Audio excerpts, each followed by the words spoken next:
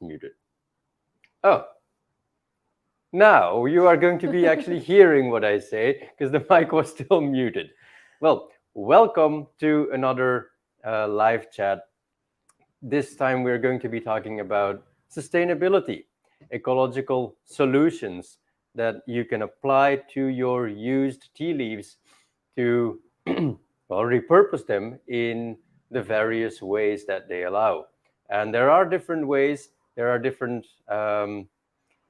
ways of reusing your leaf, and so we're going to be talking about those different aspects. But first, let us enjoy a delicious bowl of matcha, and while we wait for some people to join in, and then we'll just dig into the topic right.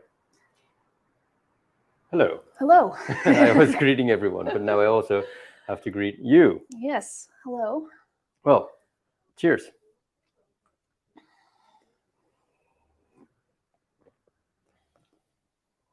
Mm. Mm.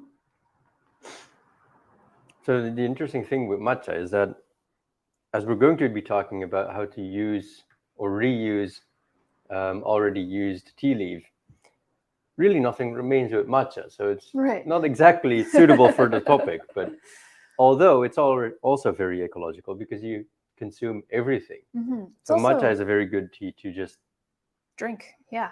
You just have everything. Yeah, that it also makes it very nutritious, if I'm not mistaken, because a lot of the leaves left in, a lot of the nutrients get left in loose leaf tea when you steep it. Exactly.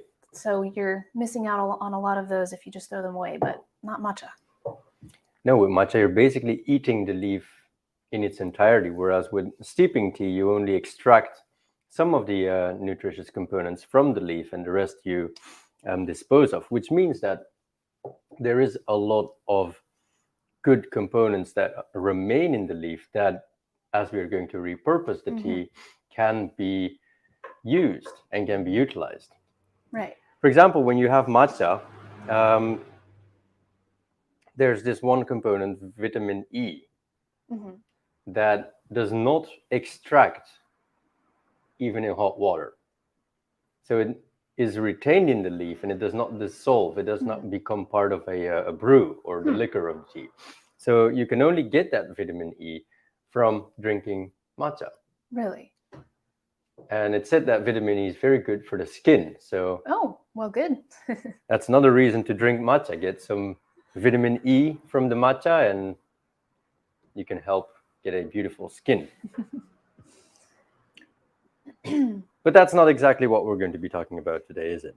No. Linnea, would you like to lead in today's topic a little bit? Yeah. All right. So the first use that I'd like to bring up is for... So we talk about general uses first. Right. The general use, I mean, as for... Which different categories that we have? Like, have a little... our general categories, right? Yeah. So we have cleaning, which is a really broad topic because there's a lot of different uses and a lot of different applications there. We have cooking and seasoning and flavorings, and we have, what was the third one? We have cleaning, cooking, art. Right, we have art. That one's my favorite. How to make art using tea in various ways. And then you can also use it on the field in your garden. Right, yes. Yeah, in your garden, or if you happen to have a compost pile. So it's very interesting to look at the repurposing of tea because, of course, first and foremost, tea is meant to be drunk, meant to be enjoyed. And like with matcha, we get everything. With the infused tea, we get some of the components that we release into the liquor of the tea. And then certain components like catechins, like this vitamin E, are things that remain in the leaf. And when we then look at the repurposing of tea leaf, we're going to look at what are the components that remain, what do they do, and how can we benefit from them in a certain way. And so, for example, it's got benefits. It also got downsides. Mhm. So, for example, if you use it in the kitchen, you can use it as a degreaser. You can use it as a deodorizer, but you also have to be aware of stains because tea stains very harsh. So if you use it on certain surfaces, you might not be able to get that brownish stain from the tea out, Yeah. although your the smells are gone away. Yeah. But in another way, you could actually use that stain. For example, if you apply it in art, so you might actually purposely stain surfaces with tea.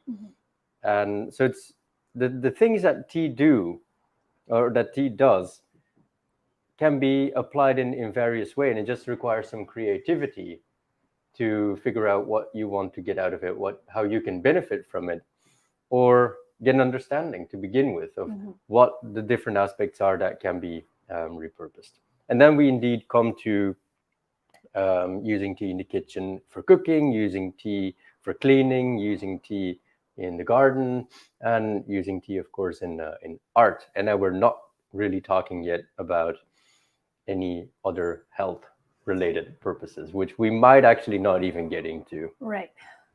It's a whole other episode, I think. So how about we start looking at a few approaches? Oh, wait, before that, because I see that we've got a few viewers that are getting logged on. Greetings there. Hello. Greetings back. I would actually like to take this opportunity here, and I'll put it on the screen, to ask, how do you reuse your tea leaves? After you've drunk tea, what do you do with your tea? If there's a certain approach that you take, leave it in the comments. And if there is not really anything that you do, you could also leave that in the comments. You could just tell us that, just throw it away in the garbage bin. That's also valuable information. And I think we also had a questionnaire on our yes, on Instagram. Did we get any insights from that over there? Yes, so we had a question, just pretty much the same one that Tyas just presented. Do you use your tea leaves again after you're done steeping them for another purpose other than just brewing them for tea, or do you just throw them away? And our responses were actually more than half of them said that they use them again. Really? Right, yeah. Well, that's great. Yeah, again, pleasantly surprised by this week's question as well, because I don't really hear about reusing tea leaves very much, so I kind of thought that most people didn't just throw them away. People would throw them away instead of reusing them. But almost, according to our questionnaire, more than half of people actually reuse them. That's some amazing results. Did we also get some insights in how they be reused? We have not presented that one on the Instagram yet. Oh, okay. We will. Well, yes. Perhaps use this talk as a lead-in, and after this, get some insights from you in the comments, and also we're going to be presenting this then on our Instagram again, so we can get some more ideas. Yes. All right. Then I guess the first that we'll be talking about is ecological cleaning with used tea leaves. Yes. So how can we use tea for cleaning purposes? There's so many ways. There's a ton of ways to use tea for cleaning, which I knew of a couple. The first one I knew was deodorizing, of course. But once I started looking it up, there was tons of other ways as well. But yeah, just to start deodorizing, tea is really good at absorbing smells, which can be a downside before you drink it, because it might absorb smells from, for example, if you store it in the refrigerator, it might absorb smells from the other food, or if you have it near something, or if you have it in a container that has some smells left in it, it might change the flavor of your tea because it absorbs those odors. But yeah, that's why I always say, if you put your tea in the fridge for safekeeping, which is a very good place because you Yes. don't want your tea to oxidize. And keeping it in a dry, non-humid, dark, cool place that sort of, well, makes it impossible for the tea to really oxidize and deteriorate, especially if you keep it in a airtight bag.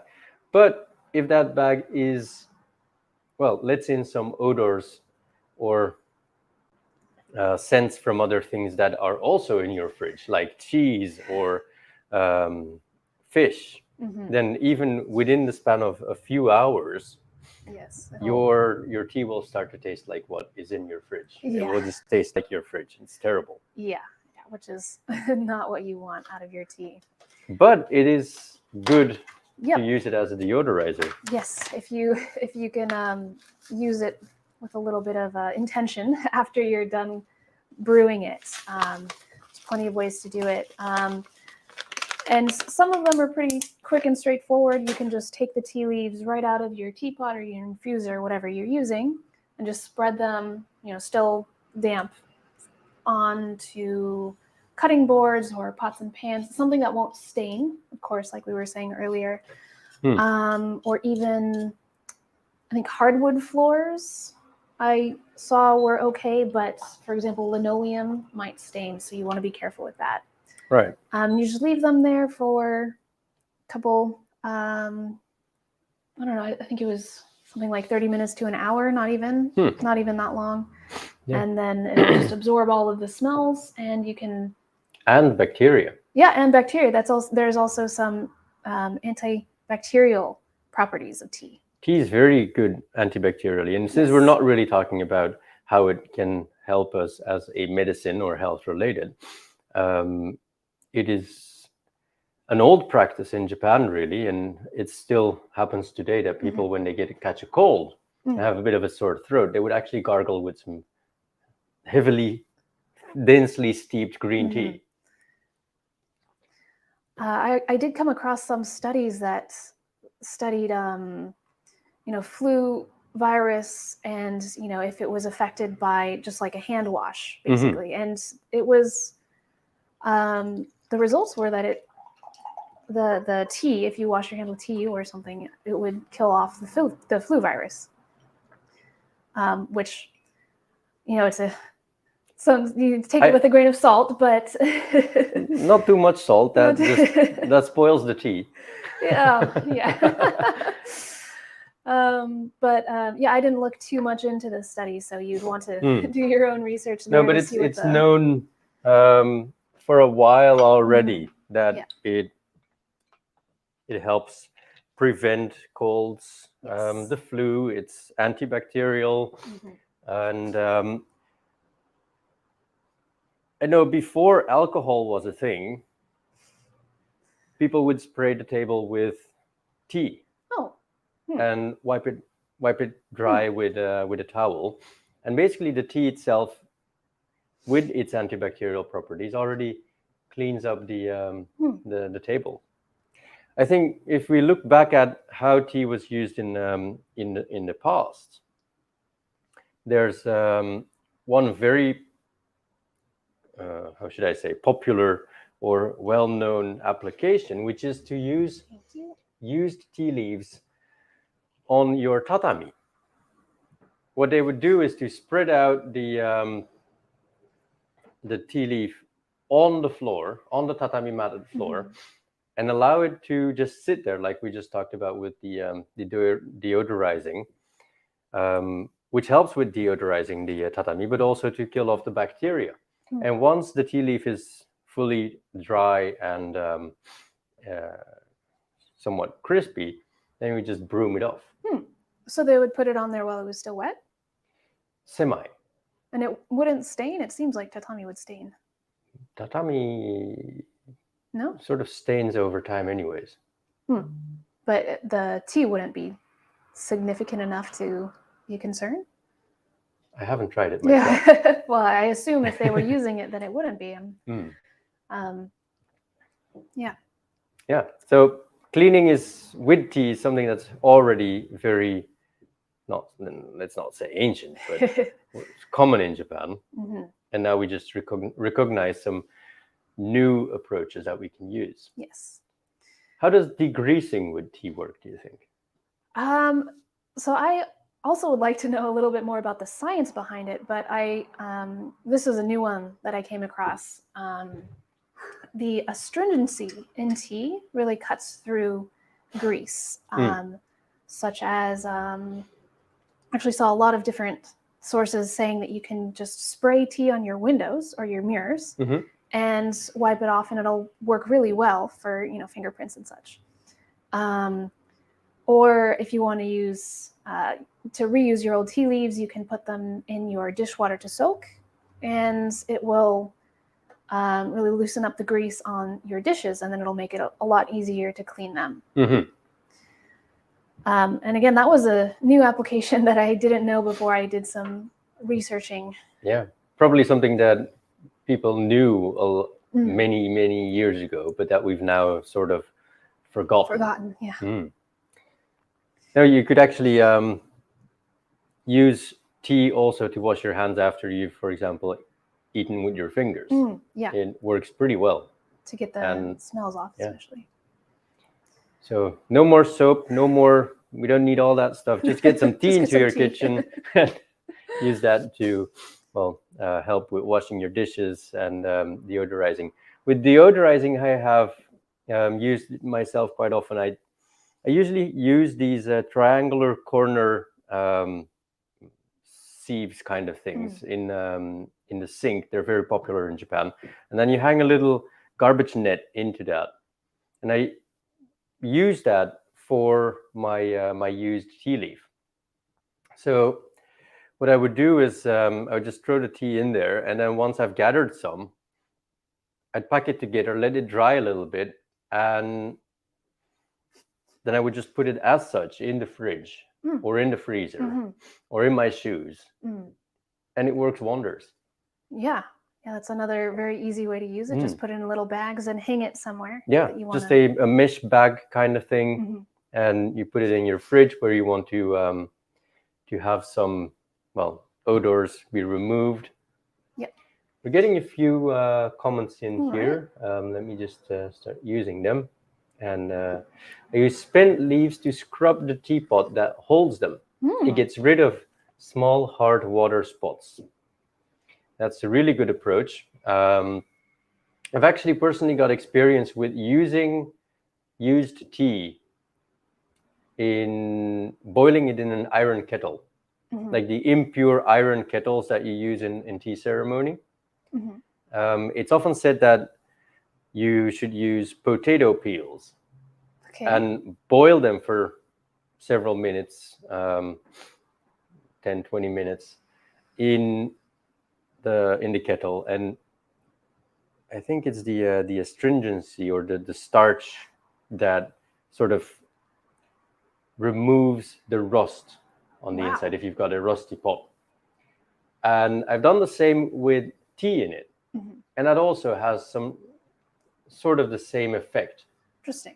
It's a hard water. Another one here. I've also ground up spent tea leaves and used the paste as a face mask.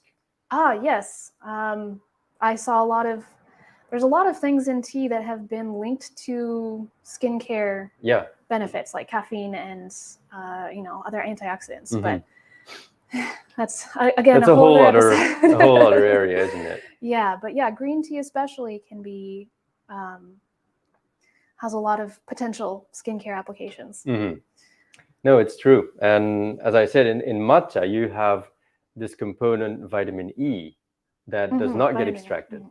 And having vitamin E is also known to be very good for your skin. So, and when it gets into your pores, probably it extracts the dirt. It also helps with killing off the degreasing exactly. The tannins probably are very good for degreasing, and you've also got the antibacterial properties, which are very important as well. Yeah. One interesting sort of cleaning related, sort of skincare related one that I saw was using a foot bath with tea in it to make your feet smell nice and, get rid of your foot odors. Sounds very relaxing, actually. It smells probably smells really good. Use some spent tea leaf and infuse it again. Get the tannins and the catechins out, and take a foot bath. Yeah. A foot tea bath. Foot tea bath. Let's have a look here. And if it's gyokuro, I've eaten the spent tea leaf. Well, we'll get to that. Right, yeah, that's our next topic, actually. Yes. There's also questions about the garden that are coming in. So we'll get to the garden in a moment as well, because we'll be talking about using it as fertilizer in the garden and what tea farmers actually do with it, right? Yeah. All right, let's have a look at the next section, using tea leaves in cooking. So personally, I've used kind of re-dried leaves as a sort of seasoning, which can add a lot of really interesting flavors depending on what tea you're using. I think the one that I started with was actually a cookie cha, which had a surprising, I can't remember exactly what flavor it was, maybe bananas or something. It had a flavor in it that was definitely not something you would expect from tea. Yeah. And especially not cookie cha, which is usually kind of, very earthy and woody, and it was not that kind of flavor. It was a very surprising, a very surprising flavor. You can put it in salads or soups, etc., etc. Yeah, it's nice if you have your spent tea leaf and you mix it in with a little bit of salt, maybe some sesame seeds, and you can have like a crispy furikake, something that you sprinkle over your rice. Yeah, that sounds good. And the more common approach is like we've got in one of the comments as well. You can use your gyokuro. Gyokuro is especially known for its tenderness of leaf. It's been shaded for 3 to 4 weeks, and that really makes the leaf very thin, soft, tender, and it's very what they're going for. Yeah, no, it's very nice to eat. It's almost like a spinachy texture, and you could pour some soy sauce or ponzo on it, put some bonito flakes on top, and you've got a very nice side. Yeah, and gyokuro has got such a strong flavor, and especially a very strong umami flavor, that it's, even after you've brewed it, 3 or 4 times, the leaves are still a very, they have a very full flavor. They retain a lot of taste, yeah. Yeah, it's a very, very strong flavor still. Yeah, gyokuro is definitely a good one to eat directly. The other ones, like some more coarser sencha or some later bancha, are often too coarse, they've got too much... a little bit chewy. They're chewy. They've got some, I don't know, they've got their veins that have gotten harder, so it makes it hard to chew. Those you could dry up again, pulverize, and use in some baking or something, for example. Yeah, and that's a very popular thing here in Japan, using it in baking. Matcha especially, but also powdered hojicha is another big one. But that's not reusing, of course. That's just the essential one. But you could reuse it as well. Yeah, you could use sencha in the same kind of way after you've pulverized it and then put it in desserts. Although, it would probably be a good idea to try it out to make sure it's not too... Yeah, and sort of pulverize it. One approach that I like very much is to use it in some fried rice. Just sprinkle it directly on? Just like, instead of using another kind of leafy green, just use the used tea leaf and fry it in the fried rice with the egg and everything that you want to put in there. Yeah, that does sound... that's after you've pulverized after drinking. So they're still a little bit chewy, but you've got a lot of other chewy bits, so it doesn't really get in the way. It doesn't matter too much. Yeah, I think there's a lot of recipes out there where you can just use the leaves kind of as is, and not just in Japan or yeah, not just in Japan. There's I think another pretty well-known tea leaf recipe is a Burmese tea leaf salad, which Mm-hmm. I tried once, and I'd never really tried Burmese food before, but it was really, really good. Wow. And I like tea, and I was still kind of like, it was going to be good, but I was blown away by how good it was. I should try it. I haven't had it. Yeah, I would also like to try it, but There's a lot of cooking applications though when the leaf is not spent, but just with tea to Right. begin with, like you Right. have, for example, ochazuke. Yeah. There's chazuke. What's the other one?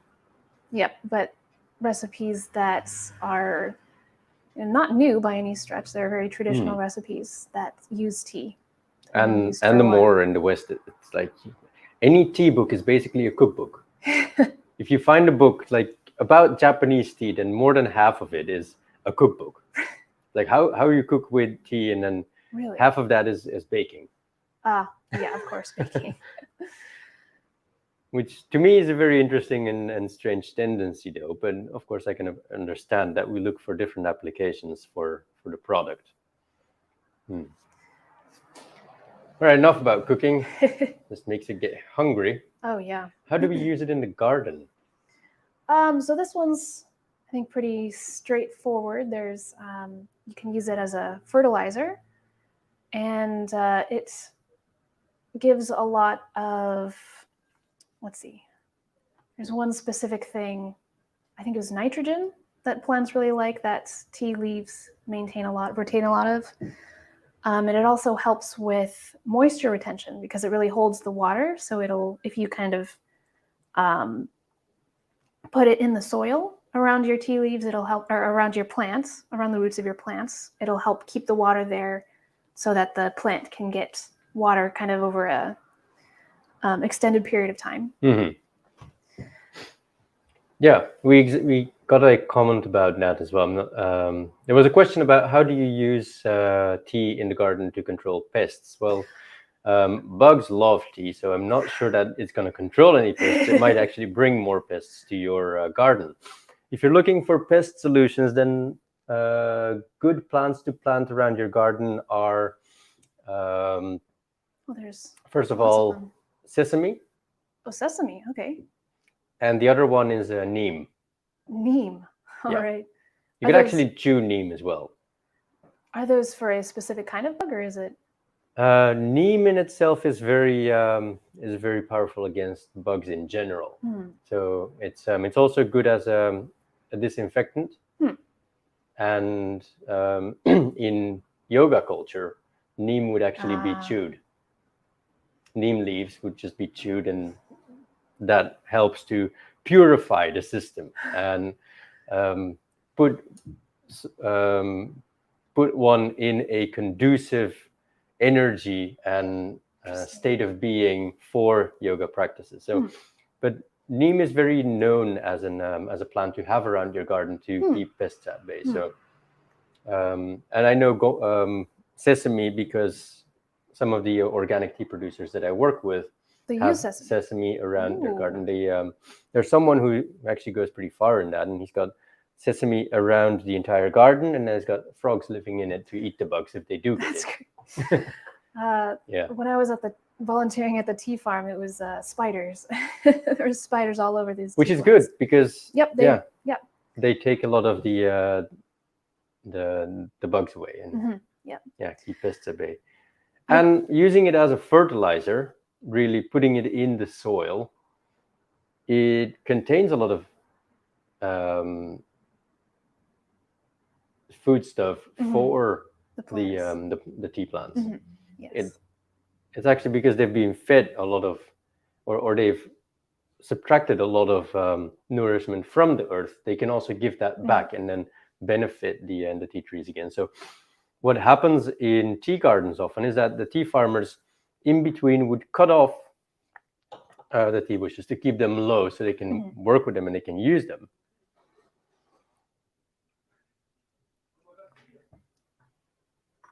And those cutoffs, they would just leave in between the rows of bushes, Yes, so that they they can decompose and become nourishment for the tea again, so they don't have to add excess fertilizer to it.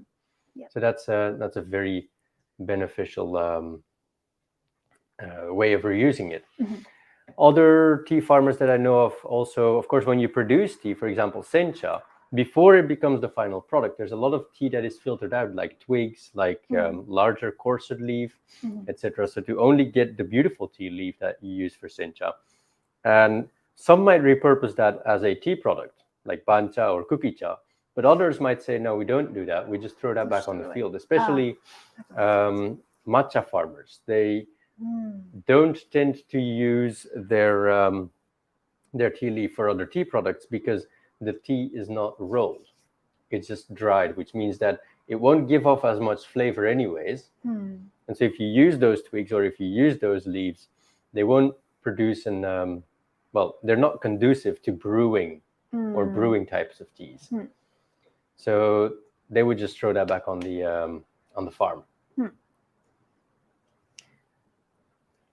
Going back to the bugs a little bit, I did actually come across a couple people saying you could use it to deter bugs in the garden, but I didn't look into it too much.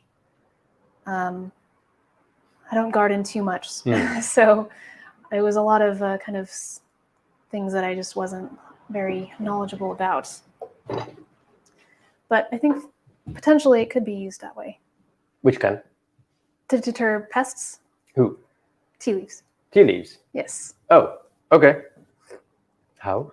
I believe it was, I think it was, if you use your still wet tea leaves and spread it around the base, it'll, no, I can't really remember, sorry. What could you do? Well, it definitely keeps the moisture. If I recall correctly, it was ants specifically were mentioned. So there might be some creatures that don't like it. Yeah, maybe for specific bugs, maybe. That's one to look into further. We'll have to figure that out. Yeah, that one also I think might depend pretty heavily on the region. Like if you have a lot of ants, or if you're in a region that doesn't really have that particular, whatever particular bug it repels against. Right. Well, we'll figure that out. Yeah. Got another plant here that is also nice. Well, yes, mint. Mint is a great plant for pests too. Everything hates it, but careful as it spreads and takes over quickly. I mean, yes, it is. Yeah, we hate mint too. I have mint in my garden. No, wait. Mint has my garden. Mint has its garden. Yeah, it is. It's terrible. Yeah, you gotta be. Well, really I mean, careful. I don't mind mint because in summer I use it a lot. So I don't mind having a lot of mint around. But basically, it's now the only thing that I have in my garden, besides a little bit of dill. That one can still grow atop the mint, but it's if you have it amazing. in pots, if you keep it in pot, if you can contain it, it can help repel bugs. Right. But yeah, there's a lot of plants. I know mosquitoes don't really like marigolds. I think rosemary was one of them, and lemongrass, maybe catnip. But there's a lot of plants that kind of repel specific bugs. You also got to be careful with some plants if you have other pets in the household. Yes. Some of them are toxic to cats or dogs. So there's lots of uses to, well, give tea back to the garden. But now we should get a little bit more creative, don't we? Yes. Let's have a look at some art. Well, let us know in the comments if you've used to, well, if you have used tea to make something art or make something creative. We've already got a comment here. Where is it?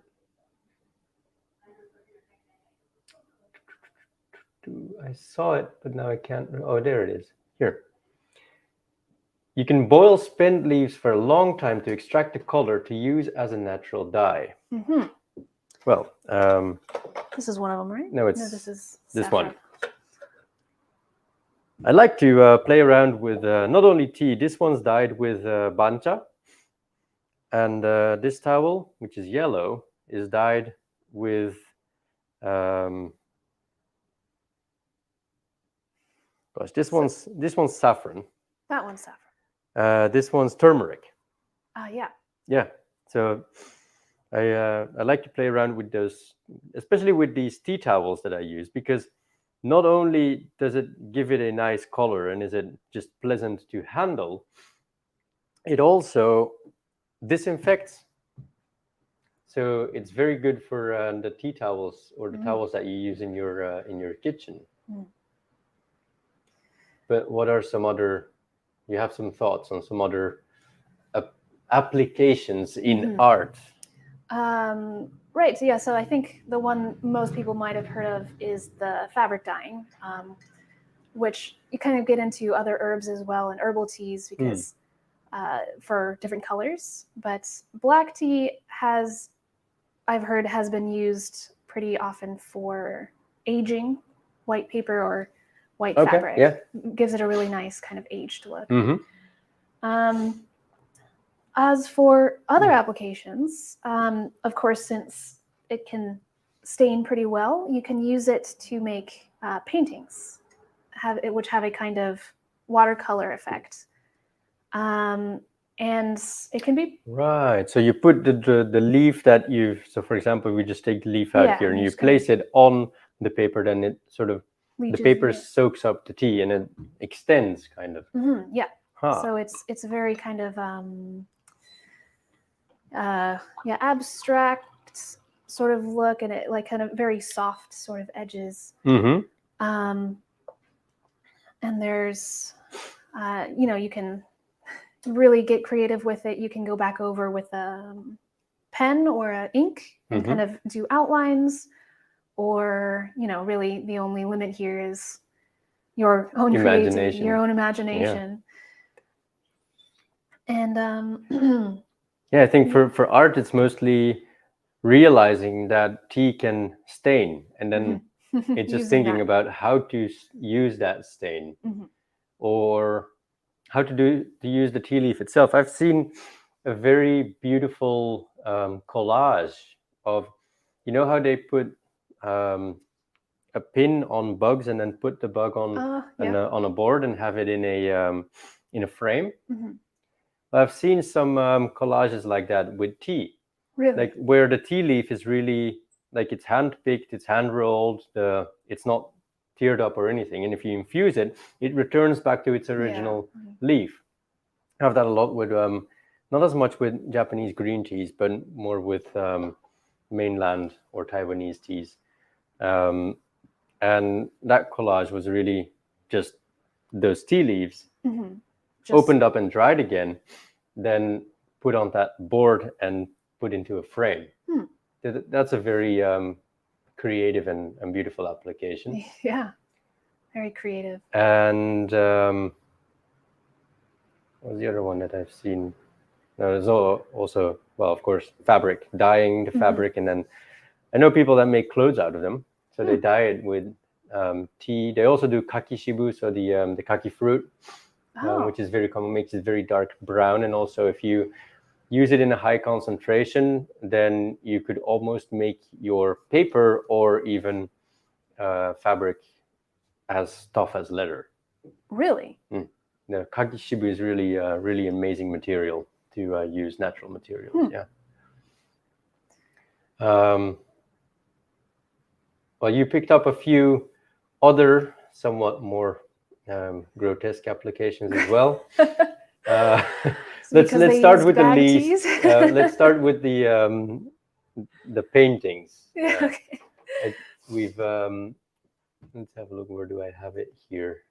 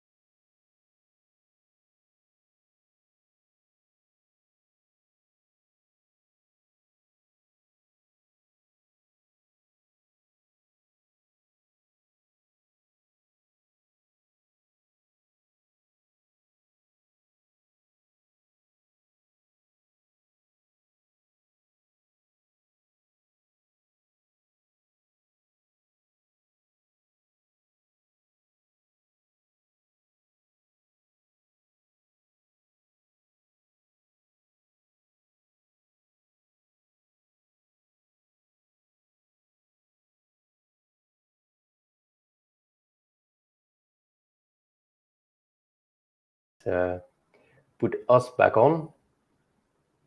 There we go. So yes, the more you repurpose especially your tea bags, and the more that you find other ways for your tea leaf as well, well, the more that you can help with sustainability, keep it from going in the earth.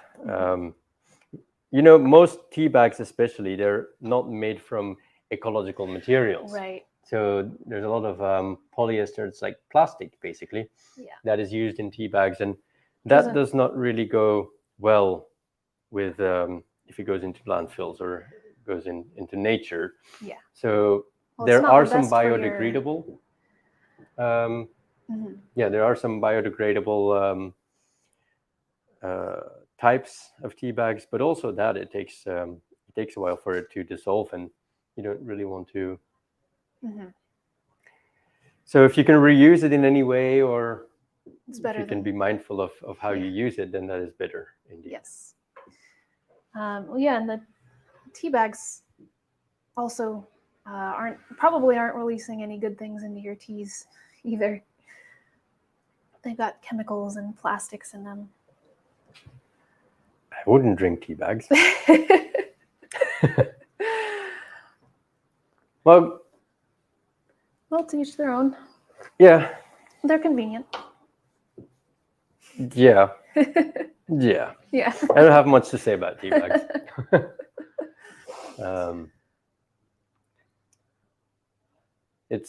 You got to look at it as well, and what you're buying, and well, generally anything you get from the supermarket is not the best quality.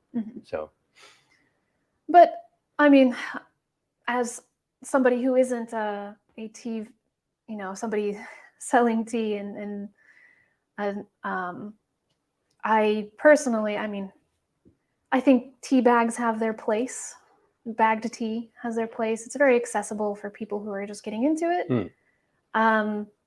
But yeah, personally, I don't drink them very much. And yeah, tea bags, if you want to get started with it and get just a general appreciation, it's convenient. But yes, I think it's like with everything that we consume, of course. Think of where it comes from and what you're really putting into your body. I think that's more at the essence. And I mean, most people don't think about it at all. So with tea, with food, just consider what you're putting in, where it comes from. Drinks from plastic bottles also have some of the chemicals that are contained in that plastic in the drink. And these are things that, research says that amount of plastic or chemicals in your food is not harmful, fine, but it's also not good. Yeah. And it just depends on to what extent you want to be aware of how careful you're going to be with your own health and well-being. And of course, we might not die from taking in those chemicals. We might not die from eating pesticide-drained food either. But we might be better off without it. And I think that's an approach that you have to make the choice which approach that you want to take. So it's not easy to navigate all of that, though. A lot of, well, yes, it's difficult to know. Let's look at a few final questions that we have here before we wrap up our talk for today. How long from germination to harvest does it generally take to cultivate tea? Depends. It depends on how you create the tea bushes. If they're grown from seed, it might take up to 10 years before you can get a sufficient yield from that tea plant. If it's produced from cuttings, then usually from planting the cutting to being able to harvest from it is about 5 years. And most cultivars, if it's a specific cultivar, it was made from cuttings. It's cuttings. Cuttings are always from cultivars, are always from cuttings. From cuttings, yeah. You can only retain the same DNA on a plant if you By take it from cloning. cuttings, because otherwise, a There's- seed, of course, is going to be pollinated by something else, and it's going to have different Going to introduce Um, different characteristics. characters. It's like two kids from the same parents. They're never going to be the same. Yep. How many batches of tea can I make with used tea leaves? Well, when you're still using your tea leaf, we don't really consider that as used. So, for example, I've just made 3 brews from the tea leaf that I've got in here, and that's what I would consider normal. You could brew it up to 5. Depending on the With tea bags, I wouldn't suggest brewing it too more, often. I think if you get like the pyramid bags and like they're not designed for multiple steepings. Yeah, some I- of them maybe twice, but I have 2 types of tea bags that I have here for, and as we've got from one comment here, quick accessibility factor. I have 2 types of one black tea and one green tea, but those are made by an organic tea farmer that I very much appreciate, and his policy is also to only use quality products. So the tea bags are biodegradable, and the tea is high quality sencha, just as I would sell it in a loose leaf bag. Only it is blended a little bit so that you can actually, because that's what most people do in their mug cup, they pour boiling hot water on it and just leave it and forget it. oh, You and can that's why so many people hate green tea. Yeah, this one you can pour boiling hot water on it, you can forget it, it's still going to taste delicious. So that's the kind of tea bag that I have, and that one you can, if you steep it properly, you can use it like normal loose leaf, yeah, and do 3-4 steepings out of it. Do we have any other questions? Well, I think for we've today? come mostly to the topics that we wanted to talk about. Let me just summarize those. We started off with ecological cleaning with used tea leaves, using tea leaves for deodorization, degreasing, and just cleaning surfaces. Antibacterial properties. Disinfecting. So those are definitely things that you can look into and have, see where you want to apply it, in your fridge for deodorization, or in your shoes, on cutting boards, or on your hands. On your After hands. you're cutting onions. Very good one. After cutting onions. Onions or garlic or fish. Mm. Anything stinky. Yeah. Then we went on to talk about how we could use tea leaves in cooking, especially the more tender ones. You could just eat immediately. Others you could dry out, grind up again. This is seasonings or herbs. Yeah, seasonings, for example, on rice, like putting with a little bit of salt. You could do that. And then giving the leaf back to nature, fertilization, compost. Of course, it's a natural substance, so you could use it on your plants to, keep the moisture, give some nitrogen back to the soil, and help other plants grow. And of course, you could get very, very creative with either tea leaf itself, with the wedge tea leaf and the stain that it creates, or with tea bags. There's many things that you could do with tea bags. I actually know people, we didn't look at that, but I know people who had a collection of their tea bag package cutouts, not the tea bags itself, but the foil that was set around it. Oh. And made a collage of that. For those who are very creative, you could actually try to make that kind of painting, where you've got all these squares, but then with these square tea bag cutouts, and create like the painting of a face of someone. Yeah, like Something I'm not good at, but I know some people might, and be pretty cool to actually be able to see something like that. mhm. Yeah. And we didn't get into too many of the health properties. We did touch on skincare, A little bit. of course, antibacterial properties. Those could also be applied on yourself. For example, gargling with tea to prevent a cold, or making a Nice mask, mask. Yep. a tea face mask. There are other applications as well, but I think for today we've touched on the most essential. Still, feel free to leave a comment. Let us know what your favorite approach is to repurpose your used tea leaf. And was there anything else that we needed to mention? I think I've covered everything I wanted to.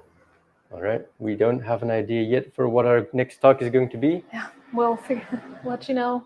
Well, we plan to do this weekly. So Mhm. again, on Instagram, follow me on Instagram. On YouTube, I make these announcements as well. I'm also on Twitter. So follow me on Twitter, Tyas Sosen. And we'll let you know what we have in store for the next week's talk. And for now, I think we are going to enjoy a little bit more of tea and just enjoy the rest of the day. So keep brewing, enjoy tea, have a nice day. Bye-bye.